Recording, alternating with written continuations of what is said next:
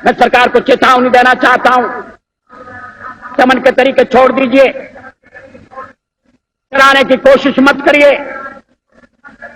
किसान डरने वाला नहीं है। हम किसानों के आंदोलन का दलीय राजनीति के लिए उपयोग करना नहीं चाहते, लेकिन हम किसानों की उचित मांग का समर्थन करते हैं। और अगर सरकार दमन करेगी, कानून का दुरुपयोग करेगी, शांतिपूर्ण आंदोलन को दबाने की कोशिश करेगी, तो किसानों के संघर्ष में कूदने में हम संकोच नहीं करेंगे। हम उनके साथ कंधे से कंधा लगाकर खड़े रहेंगे। राजनीति केवल कुर्सी का खेल नहीं रहना चाहिए, लेकिन पिछले कुछ वर्षों से कपास पैदा करने वाले किसान परेशान हैं, मगर कपड़े की कीमत 3 गुना बढ़ी। जूट का दाम तो सरकार ने ऐसा तय किया है कि जो जूट की पैदावार की लागत से भी कम है। फिर सरकार दाम तय करती है, मगर खरीदने का इंतजाम नहीं करती। छोटे किसान को जल्दी बेचना पड़ता है, वो घर में रख नहीं सकता, औने पौने मूल्य पर बेचता है, शोषण का शिकार होता है। इसलिए किसान बिगड़ रहे हैं। केवल महाराष्ट्र में नहीं, कर्नाटक में, आंध्र में, मध्य प्रदेश में, गुजरात में किसान न्याय पाने के लिए लड़ रहे हैं। मैं सरकार को चेतावनी देना चाहता हूं, दमन के तरीके छोड़ दीजिए, कराने की कोशिश मत करिए। किसान डरने वाला नहीं है। हम किसानों के आंदोलन का दलीय राजनीति के लिए उपयोग करना नहीं चाहते, लेकिन हम किसानों की उचित मांग का समर्थन करते हैं। और अगर सरकार दमन करेगी, कानून का दुरुपयोग करेगी, शांतिपूर्ण आंदोलन को दबाने की कोशिश करेगी, तो किसानों के संघर्ष में कूदने में हम संकोच नहीं करेंगे। हम उनके साथ कंधे से कंधा लगाकर खड़े रहेंगे। भारतीय जनता पार्टी मुठभेड़ की राजनीति नहीं चाहती, पॉलिटिक्स ऑफ कन्फ्रंटेशन नहीं चाहती। लेकिन अगर मुठभेड़ हमारे ऊपर थोपी गई तो हम उससे कतराएंगे भी नहीं। जब चुनाव हुए, श्रीमती इंदिरा गांधी को बहुमत मिला, लोकसभा में, विधानसभा में बहुमत मिला, लेकिन अल्पमत के आधार पर मिला। लेकिन हमारी चुनाव की प्रणाली ऐसी है, वोट कम, सीटें ज्यादा। जनता पार्टी को भी इसका फायदा हुआ, लेकिन जनता पार्टी अपनी सीमाएं समझती थी।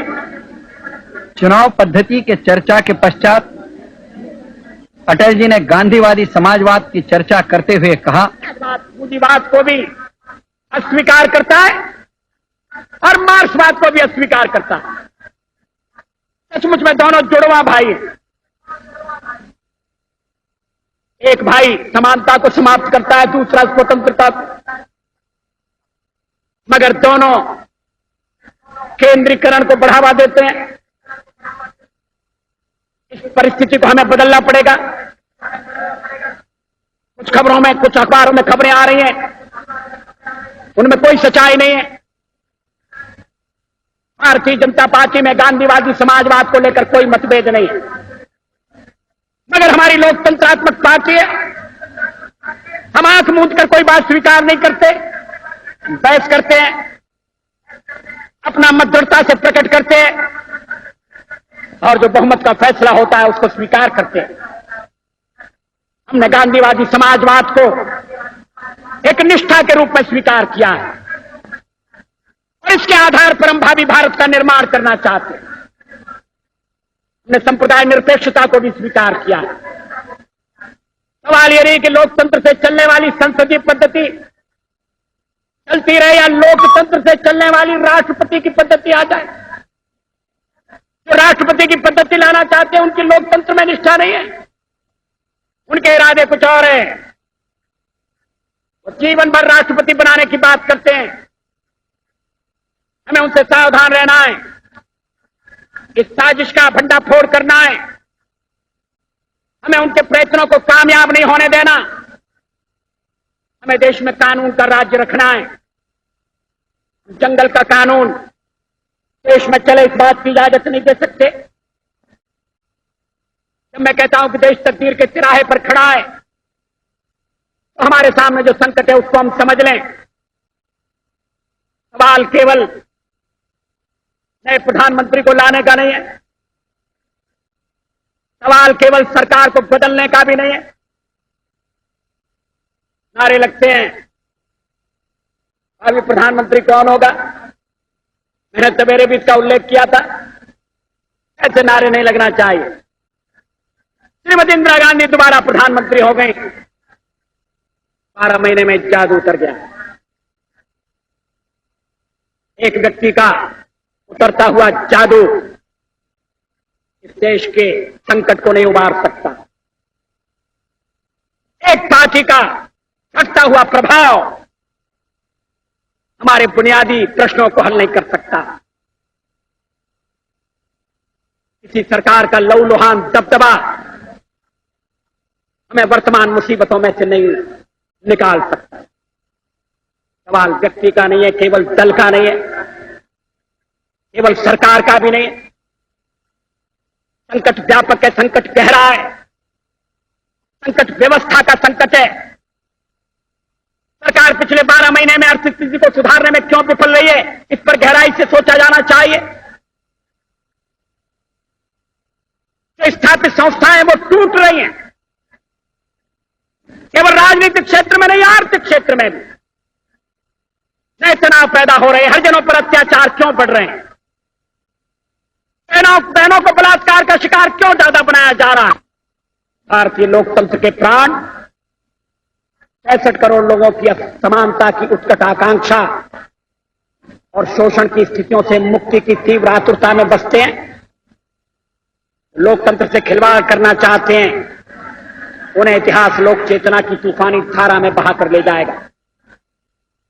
आवश्यकता इस बात की है कि गणतंत्र की रक्षा और नैतिक मूल्यों की पुनर्स्थापना के संघर्ष में हम किसानों, मजदूरों, ग्रामीण, गरीबों, दस्तकारों, युवकों, छात्रों तथा महिलाओं को भागीदार बनाएं और उनमें यह विश्वास पैदा करें कि अपनी स्थिति को सुधारने का उनका यत्न यथा स्थिति को एकजुट होकर बदलने से पूरा होगा। भारतीय जनता पार्टी राजनीति में, राजनीतिक दलों में, राजनेताओं में जनता के खोए हुए विश्वास को पुनः स्थापित करने के लिए जमीन से जुड़ी हुई राजनीति करेगी। शिखर की राजनीति के दिन लग गए, तोड़ तोड़ की राजनीति का कोई भविष्य नहीं है।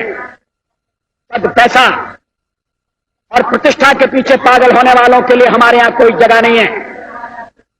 जिनमें आत्मसम्मान का अभाव हो वो दिल्ली में जाकर, दिल्ली के दरबार में जाकर मुजरे झाड़ें।